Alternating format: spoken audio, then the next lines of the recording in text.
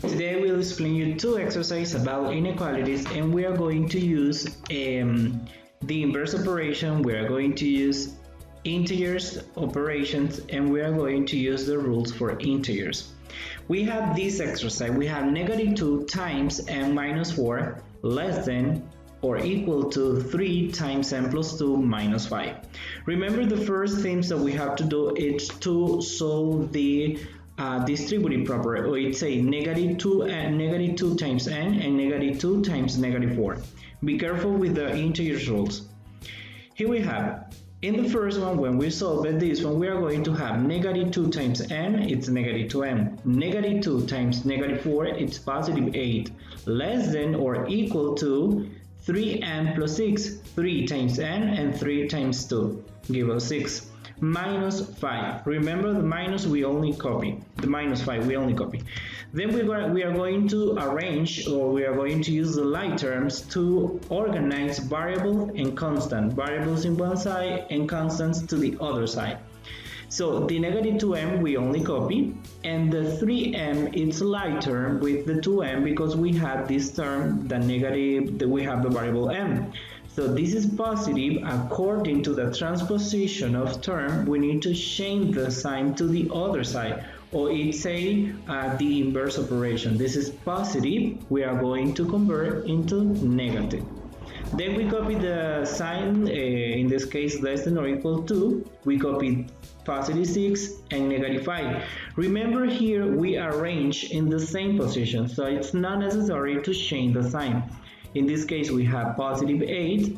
We are going to move as a -8, applying the inverse operation. Then when we work with this one, -2 minus 3, it's going to give you -5m, because remember, equal signs, we add them. And when we solve this one, 6 minus 5, it's going to be 1, and 1 minus 8, it's -7. Then we need to divide by -5 both sides to keep the equality. And we are going to have -5 over -5m and -7 over -5. Remember, we need to cancel the 5, because 5 over 5 gives us 1, and we keep here as 1m, or just the m. And then -7 over -5 gives us 7 over 5. Remember, when we divide equal signs, we keep the sign as a positive because this is spawn. Then to represent the graph notation to this, because remember, the m means that we have many values that make through this inequality. So we are going to do the number line. In this case, we are going to close because we have the equal here. And maybe if you have the question, why did I put this one to the right?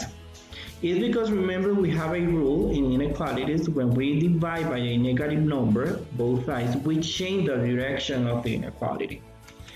So in this case, we are going to take the numbers, all numbers, after 7 over 5 until the positive infinite. Now, the second example is -3 multiplied by x plus 4 greater than 4x. We are going to apply the distributive property here. -3 times x gives us -3x, and -3 times 4 it's -12. Then greater than 4x.